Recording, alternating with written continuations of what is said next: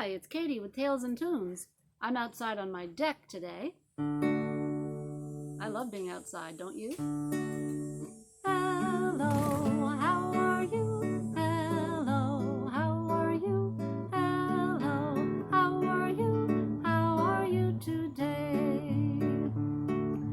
Hello, everyone, how are you? Hello, everyone, how are you? Hello, everyone, how are you? How are you today? When we sing together, I feel so much better. It's easy and simple to do. When we sing together, the day just gets better. I love making music with you. All right, so let's sing one. Everybody knows this one. When you're happy and you know it, clap your hands. When you're happy and you know it, clap your hands. When you're happy and you know it, and you really want to show it. When you're happy and you know it, clap your hands. Or when you're happy and you know it, stamp your feet. When you're happy and you know it, stamp your feet. When you're happy and you know it, and you really want to show it. When you're happy and you know it, stamp your feet. When you're happy and you know it, shout hooray, hooray! If you're happy and you know it, shout hooray, hooray! If you're happy and you know it, and you really want to show it. If you're happy and you know it, shout hooray. If you're happy and you know it, 2 or 3, hooray! If you're happy and you know it, 2 or 3, hooray! If you're happy and you know it, and you really want to show it. If you're happy and you know it, 2 or 3, hooray! Okay, great. Well, now we're going to read a favorite book of mine.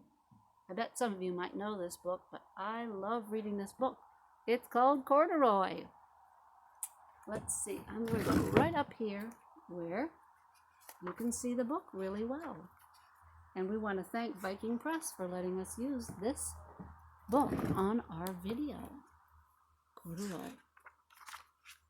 Corduroy is a bear who once lived in the toy department of a big store. Day after day, he waited with all the other animals and dolls for somebody to come along and take him home. The store was always filled with people buying all sorts of things, but no one ever seemed to want to buy a bear with green overalls. Then, one morning, a little girl stopped and looked straight into Corduroy's bright eyes. "Oh, Mommy," she said, "look, there's the very bear I've always wanted." "Not today, dear." Her mother sighed. "I've spent too much already. Besides, he doesn't look new. He's lost the button to one of his shoulder straps." Corduroy watched them sadly as they walked away. "I didn't know I'd lost a button," he said to himself. "Tonight I'll go looking and see if I can find it."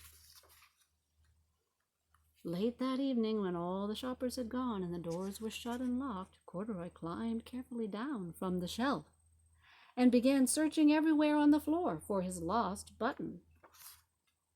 Suddenly, he felt the floor moving under him. Quite by accident, he'd stepped onto an escalator, and up he went. Could this be a mountain? He wondered. I think I've always wanted to climb a mountain. He stepped off the escalator as it reached the next floor, and there, before his eyes, was the most amazing sight. Tables and chairs and lamps and sofas and rows of beds. This must be a palace. I guess I've always wanted to live in a palace. He wandered around, admiring the furniture. "This must be a bed," he said. "I've always wanted to sleep in a bed." And up he crawled onto a large, thick mattress. All at once he saw something small and round.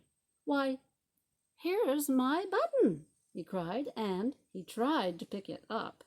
But, like all the other buttons, it was tied down tight. He yanked and pulled with both paws until, pop! Off came the button, and off the mattress Corduroy toppled, bang, into a tall floor lamp. Over it fell with a crash. Oh, no. Corduroy didn't know, but there was someone else awake in the store. The night watchman was going his rounds on the floor above. When he heard the crash, he came dashing down the escalator. "Now, who in the world did that?" he exclaimed. "Somebody must be hiding in here." He flashed his light under and over the sofas and beds until he came to the biggest bed of all, and there he saw two fuzzy brown ears sticking up from under the cover. "Hello," he said. "How did you get upstairs?" The watchman tucked Corduroy under his arm and carried him down the escalator and set him on the shelf in the toy department with the other dolls and animals. Corduroy was just waking up when the first customers came into the store the next morning, and there, looking at him with a wide, warm smile, was the same little girl he had seen only the day before. "I'm Lisa," she said, "and you're going to be my very own bear. Last night I counted the money I'd saved in my piggy bank, and my mother said I could bring you home." "Shall I put him in a box for you?" said the saleslady. "Oh, no, thank you," Lisa answered, and she carried Corduroy home in her arms. She ran all the way up 4 flights of stairs into her family's apartment and straight to her own room. Corduroy blinked. There was a chair and a chest of drawers, and alongside a girl-sized bed, a little bed just the right size for him. The room was small, not like that enormous palace in the department store. "This must be home," he said. "I know I've always wanted a home." Lisa sat down with Corduroy on her lap and began to sew a button on his overalls. "I like you the way you are," she said, "but you'll be more comfortable with your shoulder strap fastened." "You must be a friend," Corduroy said. "I've always wanted a friend." "Me too," said Lisa, and gave him a big hug. That story was by Don Freeman. Isn't that a wonderful story? Well, since I'm out here on my porch, you can see something I've set up. I have some old boards that I found. There. I bet you might have some old boards in your basement or your garage. And I got some of my favorite cars, and I thought I'd try them out, see what happens when I let them go. Here's my car. Here it goes.